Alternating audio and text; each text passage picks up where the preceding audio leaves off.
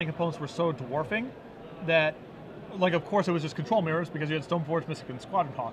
If people can actually play with regular creatures and bolts, Jace is actually not an overwhelming card. But I don't think you can unban it, because once you unban it, you can't ban it again, because already so much damage got done in the standard bannings when people paid $100 for the Jaces and got colded. You can't ask people to go back and reacquire 4 Jaces and then ban them again. Sure. So there's other risks associated with those bannings, because those unbannings, because it's more, well, I'm not confident in the purchases I'm making are actually going to matter. You know? Anyhow, to our match. To our match we shall go, and you guys may have saw my face while Patrick was talking, and the reason you saw that is because David Ganus on the right, the first card I saw when I looked at his deck list is Enter the Infinite. Ooh! And Enter the Infinite is a card that we'll bring up on screen for you guys at some point here during the match. It's that new card that can draw all the cards in your deck. Why mess around with a Griselbrand when you just take them all? Yeah, and so he has this. He also has Omniscience in his deck. He also has Dream Halls in his deck, and this is a real card to be casting with Dream Halls to go along with these Emrakul, the Aeon Torns. And then, you know, he's got his Brainstorm, his Force of Wills, and things to find these cards. But this deck, I thought the Black, Red, Green Zombies deck was going to be the cool deck, and it is. But this Omni-Tell deck is also sweet. And on our left we have Josh Hosted, who is playing, I guess this is something of a mash of Sam Black's Walking Dead deck with the Vengevine survival decks that Warren did a banning a little while ago. He's playing, his creature base is Gravecrawler, Bloodcast, Carrion Feeder, Lawless Troll, Basking Rootwalla, a Singleton Anger, and 4 Vengevines. He has Faithless Looting, 3 Cabal Therapies, 3 Entombs, so we can find, for example, his Anger or set up his Vengevines, 2 Grizzly Salvages, 3 Goblin Bombardments, and something I thought I would never ever see in the deck list. If there's something that you could say in Legacy is either a 4 of or a 0 of, what card would you name? I feel like I'm cheating because I know the answer. It's Bridge from Below, right? You would, either deck wants Bridge from Below or not. He has 1 as a bullet he can go get with Entomb. So this is, you know, definitely a derivative of Sam Black's Walking Dead. He's got the 1 Undiscovered Paradise, which is the sure tell. But he's incorporated a Rootwalla, Lawless Troll, Vengevine engine that we've seen in survival decks of the past. This is exciting. This is a brewer's paradise. Yeah. As we are going to see a ponder here from David to get things underway. Things start innocently enough. An island and a ponder. Could just be some regular magic. Who knows? It could be boring old Rug or whatever. Yeah. I know Rug doesn't have any basics, but yeah, it could just be some boring old deck. Yeah. And this is anything but. Now, you know. Could be Esper Blade. Yeah. Could be Bug. Now, the interesting thing here is that, you know, the card, when Dream Halls was back allowed in Legacy, a lot of people were like, oh boy, that's kind of dangerous. We haven't really seen anything come of it. You know, you got your Conflux Dream Halls deck, which, you know, kind of lose to themselves because they're horribly inconsistent, and, you know, it's just not something that ever really does happen. But is this guy piling with his Ponder Shuffle? I believe that's actually what's happening right now. But this is an actual Dream Halls deck that is actually feels like pretty good. This is a faux pas right here. This is a no-no? This is a no-no. Yeah.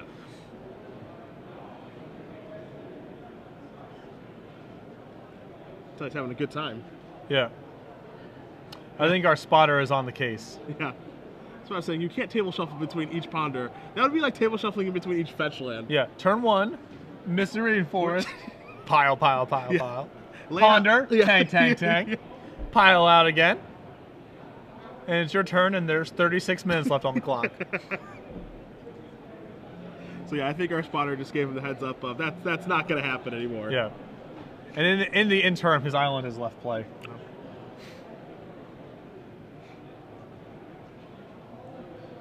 I appreciate Josh not shuffling back, just going with the old cut. I should have piled back for sure. a little game of one-upsmanship. Anything you can do, I can do better. So Josh will take a draw step. We've got a Badlands. We're going to start with Cabal Therapy. Good luck. Whoa! Challenge accepted. I would probably name Brainstorm, because who knows what's going on here. Yeah, I mean, Brainstorm or Force of Will are the safest names. The hand you're going to see here are Personal Tutor, Omniscience, Island, Enter the Infinite, Show and Tell, and a mystery card that's off on the tape. Hopefully you can have that brought up here. Are there any 2-mana lands in the Omni-Tell deck? The Omni-Tell deck, there are 4 Ancient Tombs. You're not going to find any City of Traders here, however. Hopefully we can get our spotter to give us some insight into what was named.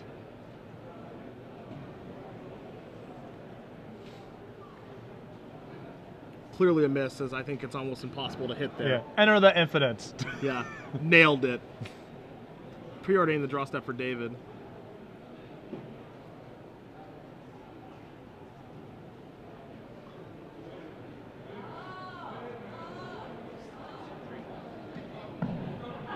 And Dream Halls. Dream Halls was the name card? You named Dream Halls? Dream Halls? Wow. These guys have to be friends or something, right? Or sat next to each other. The cold read. That's impressive. They got to be friends. Yeah. There's no way. Yeah. I don't believe it. Or I guess he couldn't have flipped over something while he was shuffling since he was pile shuffling. Maybe they sat next to each other during one of the rounds. Yeah, I mean, that's gotta completely be. possible, but naming Dream Halls, the jig is up. He just drew an Ancient Tomb, so. We're getting closer. I mean, fortunately for Josh, if he has any sort of creature, he can flash back that therapy and knock out those show and tells. Yeah, you do see a carrion feeder here. And looks like that's exactly what we're going to see. We're going to see Cabal Therapy again. Show and tell. Yep. Yep, that's going to go bye-bye. Leaving him with Personal Tutor, Enter the Infinite, and Omniscience. Draw step here from David. No second land drop from Josh, unfortunately. Yeah. And quick stop and play here. Spotter going to clear some things up for you. Now there's an Emrakul the Aeon Torns in David's deck list. You're also going to find a couple Lotus Petals, so he does have some ways to accelerate to that Show and Tell or to that Dream Halls. And then once that gets online, then things just start to spiral out of control. Yeah, it does not take much. Very low base. Yeah.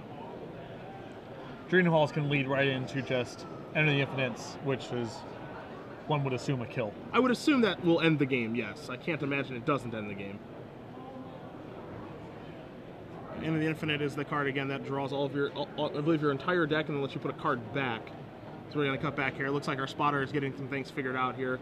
Won't be interesting for you guys, but we will analyze these deck lists while we are back in the booth very quickly. Again, the deck that David Ganus is playing, 4 copies of Enter the Infinite, 4 copies of Dream Halls, a couple Personal Tutors, 1 Intuition, 3 Lotus Petals, a Flusterstorm, 3 copies of Preordain, 4 Ponders, 4 Omniscience, 4 Show and Tell, 4 Forceful, and 4 Brainstorm. So just trying to assemble the combo. He has multiple different ways to go about doing it. Yeah. You know, either with Show and Tell, actually hardcasting Dream Halls. You know, not realistic for him to actually hardcast Omniscience, but you know, he has so many different ways to go about finding Show and Tell. He also, I mean, he has Personal Tutor in his deck, for goodness sake. Yeah. You know, it's very clear what he's trying to accomplish here, and once he does, you know, casting Enter the Infinite or casting Emrakul. So. And Personal Tutor was a card that received a lot of speculation on the secondary market. Yeah. When the Miracle Time Walk was previewed. Yeah, Temporal Mastery. Right, Temporal Mastery. The card that was supposed to ruin Legacy. What? What did I say? It didn't. Oh. But it did. Oh. It didn't. Oh, okay. But it didn't.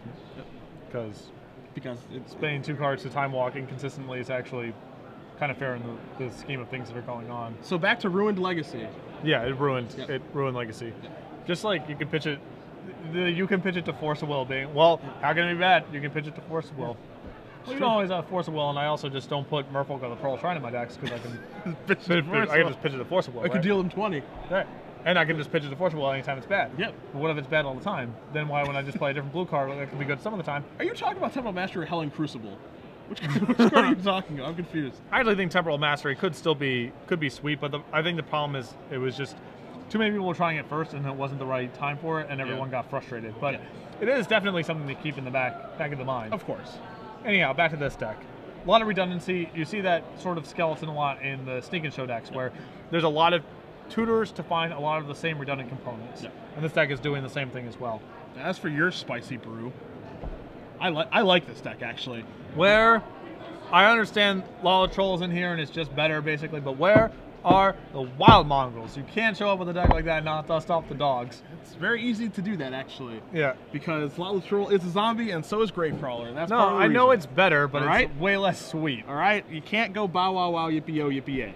I'm sorry. So, I mean, this deck has a lot of the same tools that Sam Black's deck has, and Entomb opens up a pretty broad swath of tutoring possibility. Like you see the 1 anchor, you see 1 copy of Bridge from Below, and 4 Vengevines are possible to cast, but it's much more about Grizzly Salvaging and Faithless Looting them over. So the deck's a little bit slower because Vengevine is taking in the place of something with more raw efficiency, but certainly you get a little more durability if the game goes long enough to start Vengevining, because it's very hard to withstand that.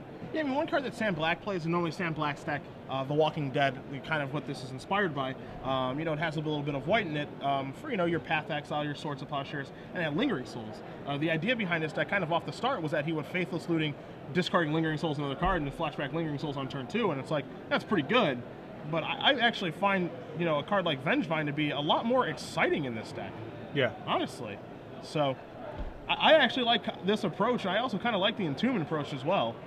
Yeah, it definitely opens up a wide range of options. And for example, he gets Ancient Grudge in his sideboard, which is another thing that he can entomb for. Yeah. As we are back underway here, David is going to play an Ancient Tomb and just pass the turn back. Whatever the issue was, and it looks like we did have a judge called over and spotter. Everything looks to be taken care of now, and we are back underway here, so nothing too serious, as Josh is still just stuck on one land. It's the Ancient Tomb, going to get tapped here for 2. And we're going to have a Dream Halls. Here we go. This is not going to go on for too much longer right here. And so Dream Halls is a card, I know it's old school. Yeah. It's a card that allows you to remove a card of a certain color to cast a card of the same color for free, correct? Yeah, basically it gives all your spells Force of Will mana cost as an alternate. And so Dream Halls is going to let him cast that. Now he's going to cast Enter the Infinite, another card that we'll bring up for you guys in just a second. So Enter the Infinite resolves. David literally just picks up his deck. This is the first time he's seeing this in action here. Yeah. And you see Josh is going to read that, and we'll bring Enter the Infinite up for you guys as well so you can read it at home, because things are about to get a little bit wild here. Now, draw cards equal number of cards in your library, then put a card back from your hand on top of your library. You saw David just put back a card immediately. Yeah. And he says you have no maximum hand size until the end of your next turn. Until your next turn, excuse me. So you're going to see him cast an Emrakul. So he's going to be able to put him to 5. He's going to cast another Emrakul. So those are going to die. So this is infinite turns. I believe that's what this looks like. So those Emrakul triggers are going to happen. He's going to have to shuffle stuff back in.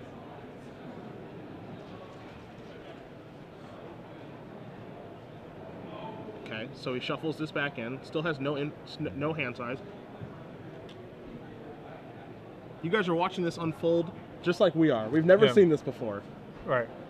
It seems, you know, we saw Brad Hypergenesis out his Emrakul through Omniscience. This is like that, except that he gets to do an unlimited number of times, basically. In the event that the 7 turns and the 42 Annihilator triggers aren't sufficient, you can keep going. And so yeah, okay. His deck list that we have in front of us, it's a little bit cut off. So I wasn't sure how many Emrakuls he was playing. I didn't know if he was playing 1 or if he was playing 4. 4 obviously makes a lot more sense. And so now you see another Emrakul plus another turn trigger. And so now David's going to untap. He's going to draw a card. Draws a... He says attack step. All right, kill your 1 land and deal you 15. Doesn't have to discard because he entered the infinite. He's going through. It's so awesome. He's going through all the cards. I guess he's just happy to discard at this point. Yeah, I don't know. Why not just? Can you just enter the? Yeah, I feel like he can cast Enter the Infinite again, right? Right. He just casts Enter the Infinite again, draws all the cards, puts them back again, and then just finds Emrakuls and does it again. So he can just demonstrate the loop, and always protect it with Force of Will. Yeah. Yeah. Either way, dead. Yeah. Just in case the first 4 Emrakuls aren't enough to keep going. You take over. I'm going to log on to my Magic Online account really quick and buy Dream Halls. So go ahead, because I'm actually very interested in this deck right now and what it's doing. All right, so looking at the sideboard here, Josh actually has what appears to be very little to bring in. He has Python Needles and Nature's Claims, and those actually don't really do very much to break up the combo. Yeah. Because you can't go... I mean, I guess you can go No, that is not even good. If you go, he goes Omniscience and it resolves, and you're like, enter the Infinites, and you're like, in response, disenchant your Omniscience. Like, the enter the Infinites is going to do enough to win the game the following turn, right? Well, I guess with Dream Halls, you could actually profitably respond. Well, let's think about it, right? Like, he plays the Omniscience, and then he casts Enter the Infinite, and then the Omniscience is no longer there, so we have all the cards in our hand. But, like, you know, what if we show and tell in that Omniscience, and then it gets blown up, and we have all of our deck and one card left? Like, how much can we do? I guess we have... We would just show and tell an Omniscience back in the next turn, because we have our whole deck. Okay, yeah, we have our whole deck, yep. We have 3 Lotus Petals in our deck as well. Certainly there are spots where you could probably respond to... yeah, I think there might be spots where you could respond profitably, but overall it would be very hard to stick a Nature's Claim for any value. Ancient Grudge, not good. Ground Seal, not good. Abrupt Decay, not good. Not good. And I don't even know if I think Josh is still just shuffling his same 60. So yeah, Josh is just yawning from that beatdown he just took.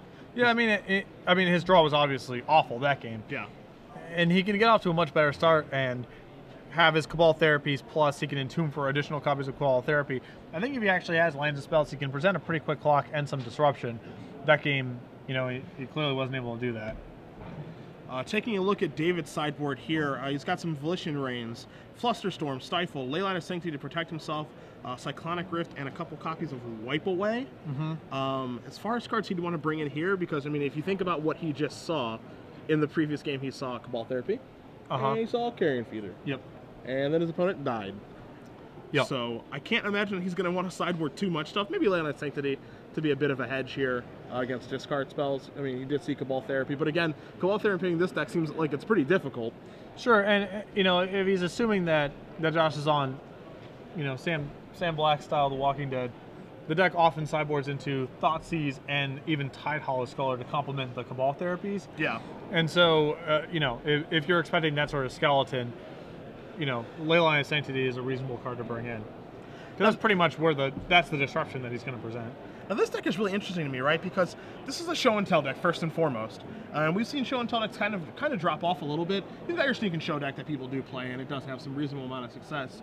At one point, there was your show and tell Omniscience deck, Omni-Tell, that we saw for a little while there, and it could kill people with the Burning Wish engine of, you know, casting Petals of Insight over and over and over again. But you know, that deck was heavily reliant on show and tell.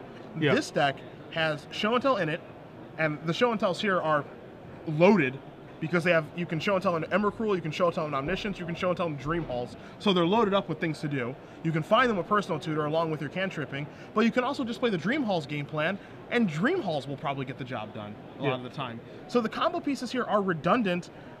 They can be found. You can protect yourself. You can also accelerate them out. I'm interested. Yeah, I mean, of course, the cost of this deck is playing is it's super redundant on a bunch of garbage. Like you 4 Enter the Infinites, 4 Omniscience, a bunch of Dream Halls. Like you can get some hands that just don't work fast enough or don't function against disruption or whatever. But certainly, it's hard to break up everything he's doing with just a lone Thoughtseize because there's so many pieces through which he can go off. Yeah. I'm definitely interested in like the concept of this deck. And is it any surprise really that, you know, we were talking about cards a little bit earlier today and yesterday, during yesterday's broadcast, just about cards that could have an impact from Gatecrash. And is it any surprise that Enter the Infinite is being cast here in Legacy, and that this could actually be a real thing maybe moving forward? This is this is really interesting. Like if this resolves, it's just game over. Right. It's just that simple. And you know, we thought the same thing with Omniscience as well, and that ended up being the case. But you know, is this a card that you can play, that you have to play side by side with Omniscience? Is there any other way to cheat this? It's a good question, because when it does resolve, the game should end immediately. Well, I think that you have to play with Omniscience, both because it is easy to, obviously, it's easier to get Omniscience into play through Show and Tell and then enter the Infinites. Yeah. Omniscience also makes it guaranteed to kill once you enter the Infinites, because drawing your whole deck with all your spells for free is sort of a combo. Yes. Those two effects together generally work well together. Peanut butter and jelly, right? Lamb and tuna fish. I didn't know that was a combo. Yeah. Is that a thing? Well, are you more comfortable with spaghetti and meatball? Not really. No. I like punch and additional punch buttons, so I'm not the right guy to ask about this. So we do see both players looking at their opener, Josh taking a mulligan. Josh, you gotta get a little pep in your step, buddy. Yeah, he's been on camera now for it looks like close to 20 minutes, and he's had priority for about 2 of them. So, all right, he's been sitting there just taking his lumps. All right, I wouldn't be at my most enthused either. All right, you make a good point. A solid counter argument. Josh is gonna keep. We're gonna see a Cabal Therapy here. We'll see a couple Basking Root Walls over there too. A Lotless Troll and a Faithless Looting. Maybe he's gonna therapy himself. All right, Show and Tell's. Let's see what he names really quick. As we do go over the hand here of, he does name Show and Tell. Personal Tutor, Stifle, Force of Will, Preordain, Enter the Infinite, and Island. So he's got a 1-lander and no real path right now to go off, but he does have a cantrip and a little bit of protection. Yeah. Okay, we're gonna take a draw step. Draws a Taiga. Or Tundra, excuse me. Tundra. What does he have a Tundra for? Taking a look here, white cards. Probably a hard cast Leyline of Sanctity? Yeah, I think it's only the sideboard. It looks like. Yeah, just to be able to hard cast Leyline of Sanctity. He has 2 Tundras. He has 2 Flooded Strands, 1 Scalding Tarn, 1 Misty Rainforest, and 3 Polluted Deltas. Also the 3 Lotus Petals as well. So if he does draw 1. We got Faithless Looting, and he just he knows about Stifle in the hand. He can't break that fetch land. Yep. You are going to see a Preordain here from David. Leyline of Sanctity actually was his draw step the previous turn, so he can actually, try to cast it, as you see him resolving his Preordain, keeping his hands apart.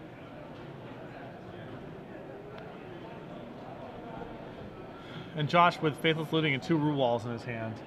And we all want to relive our childhood of Careful Study Root Wall here.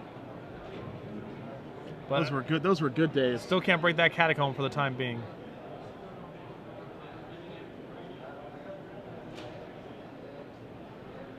David just going to pass back here. Josh draws a mystery card. It's not a land. He does just pass the turn back, knowing that he can't crack the fetch land again because of Stifle. Show and Tell the draw step here for David. Attention, 2-headed giant players. Your round 2 pairings are now being David just passes the turn back. There we go. He draws a Badlands. Your round 2 pairings have been posted. Now it's on. Faithless Looting.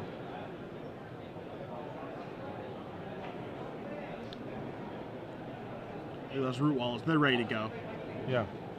They've been itching. They've been on the sidelines for too long.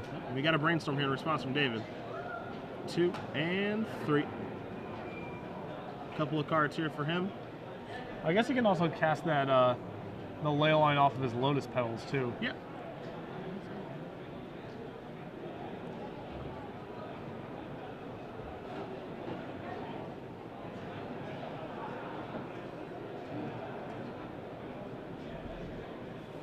Here we go. All right, so that's going to resolve. Shikam Bombardment and a mystery card drawn. Yeah! Asking Rootwalla, the Madness trigger, and another one. It's been a long time. Yeah. We shouldn't have left you. You're going to see a Stifle here on the fetch land. And I actually like this play okay from Josh because there's some chance that he's no longer going to be holding. He might have brainstormed back the Stifle at this point. Yeah. And now you're going to see a Cabal Therapy here, sacrificing the Basking Root Wall, and we'll see what Josh chooses to name. I like Personal Tutor as a name here. He names Enter the Infinite. Okay. So the hand of Show and Tell, Force of Will, Personal Tutor, Leyline of Sanctity, and Polluted Delta is revealed face up. So Josh has all the information, and you can see that a Show and Tell right now not going to do very much. Nope. Although we did brainstorm back too, so. That's true.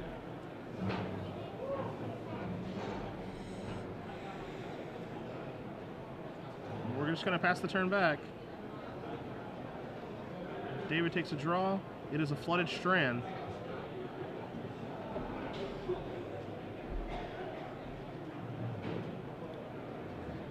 Goes and finds, I would assume, the second Tundra.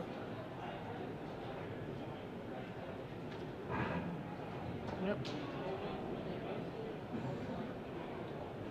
Getting closer to our hard cast Leyline of Sanctity. Yep.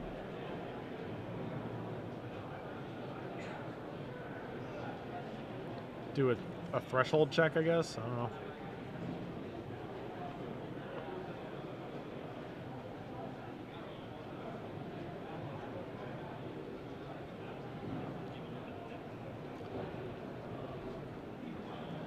Some meticulous organization and shuffling going on. Hey, you want to make sure you do everything right when you're in a feature match. I never felt the same way. No? You want to do everything wrong in a feature match? Is that your goal? I want to keep people on edge. Yeah, as sloppy as possible? Not sloppy as possible, just demonstrate the range. That's a comment I have no comment for. Two-headed giant competitors. Your next round is starting. Please come over to the event area. Well, at least it wasn't a pile shuffle that time. And just to pass back. Josh going to draw a card. Draws a Vengevine. There's a Verdant Catacombs. He's going to sacrifice this, looking for a green mana. And Bayou's the one it's going to be. No Stifle here from David.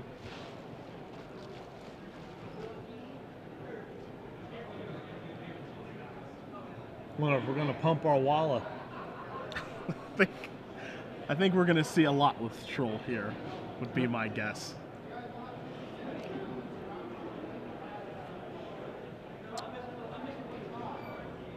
That's my best guess. Yeah, that's fine. There is a lot with Troll. See if this is Force of Will worthy. As you do see David pulling it forward here. I mean, it's a super threatening card, right? It means a lot of damage, and who knows what it enables. Yeah. You've already been root wallet, so God only knows. Yeah, what else is available here? As you do see the Polluted Delta that we knew about from David.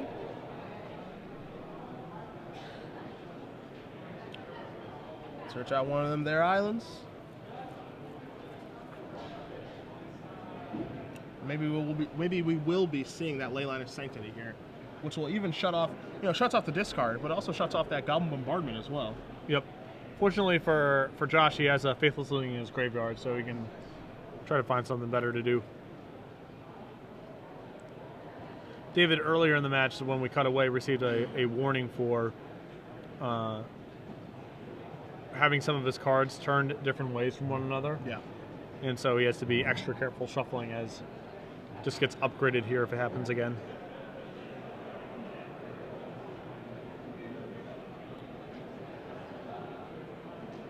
Now we will see the Leyline. Boom.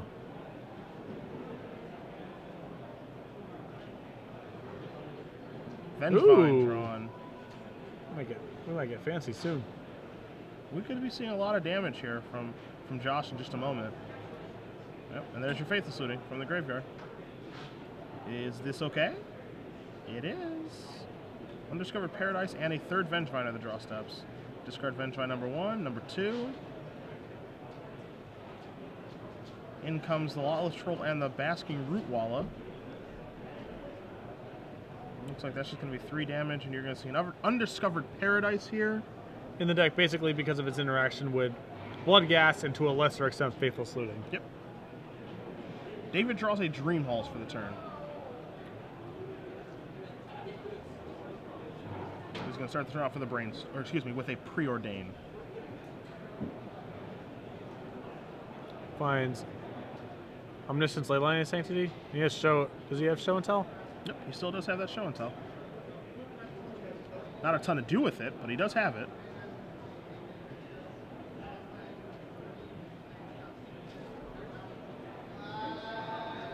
Show and Telling Omniscience right now, I mean, typically a very good play, but he doesn't have a card like Enter the Infinite or Emrakul, so there's not really a lot that he can do with it right now.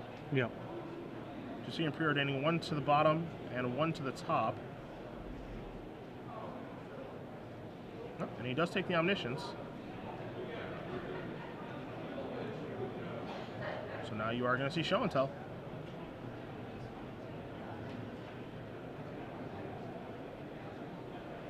You see Josh is going to put a card down here. He's considering his options between that Vengevine and that Goblin Bombardment. Settles on the Vengevine.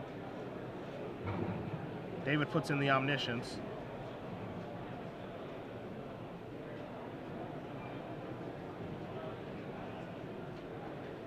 Now you're going to see a Personal Tutor.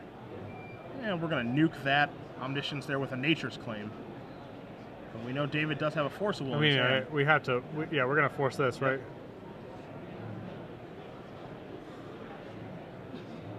So Personal Tutor is going to end up resolving. I can't imagine we're going to find anything but Enter the Infinite, which is the first card he does go get. And so now he's just got to survive for one turn here, Yep. and then. Yeah. So for those of you, wondering about that, Dave was able to just cast the Force of Will through Omniscience. It was not an all cast. You get used to seeing someone Force of Will tapped out, and you're assuming it's always with the alternate cost, but.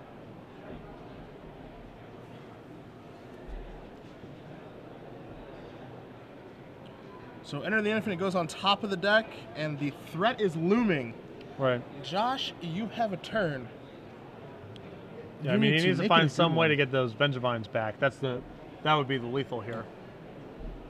But I don't think he can do it. That Undiscovered Paradise should be back in his hand since he used it for the Nature's Claim. Yeah. The return trigger.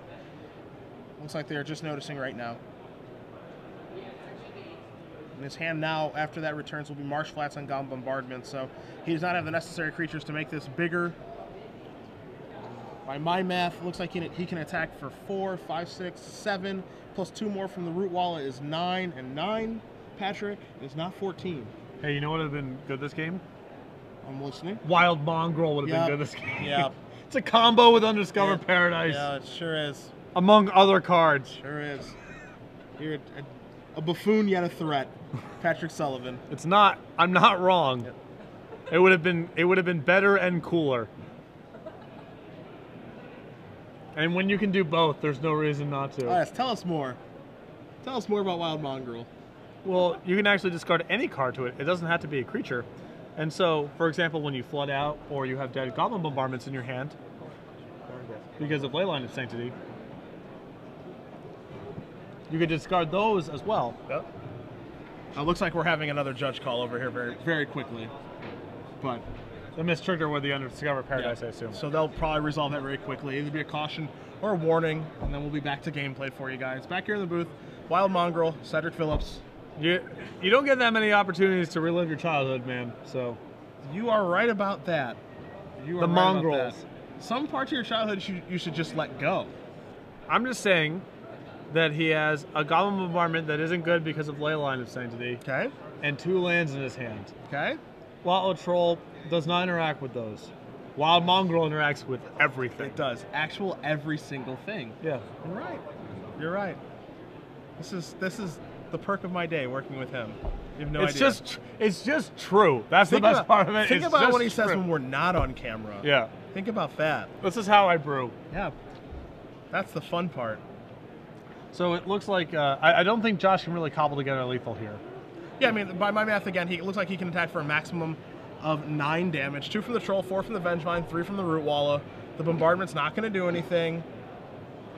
And then David's going to cast Enter the Infinite, and to Infinite we will go. Yeah. Pumps the Root Walla. That's pretty fun. And this is going to knock David down to 5, but then unfortunately we're going to then draw our deck. And Josh is going to cast the Goblin Bombardment. Josh is just going to go, yep, this doesn't do anything because of your ley line. And in just a moment, Patrick, we will enter Infinity again. But only briefly. To Infinity and beyond. What a top deck.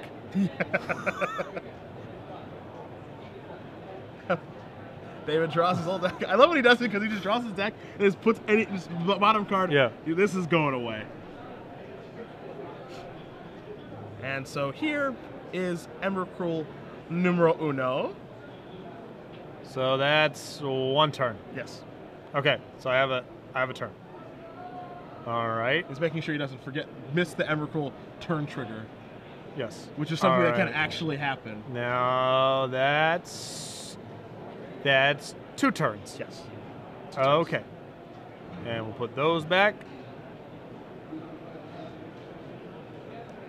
gonna shuffle it up. Probably Eldrazi. How happy do you think he is? A scale of 1 to 10. Probably pretty happy. Yeah, this is like a 9 for him. Yeah. Yeah. Well, that's a 10 mana. That's a 10 mana enchantment in play. It's 11 mana spell. You gotta be pretty happy. Something about Josh's board just makes me very happy too. Yeah, I'm pretty happy. Yep. Everyone's happy. Josh probably is not that happy. Everyone else is getting their money's worth here. All right. How happy do you think David is? Scale of 1 to 10. Oh, he's probably pretty stoked. Yep. This seems fun. And All right. that's Emrakul number 3. So that's 3 turns. Yeah, by your math, that's 3. That's no more turns. And Josh is going to concede. Josh backs to the Yep. 3rd turn. Yep. It's the 3rd turn. 2 I might have been able to beat, but the 3rd one, forget it. Yeah. So David Ganus, with his Omni-Tell deck, his brew, is now 3-0. Excuse me, this is round 4. He's 4-0 Yeah. with his Dream Halls deck, and Josh is going to move on to 3-1. And all joking aside, of course,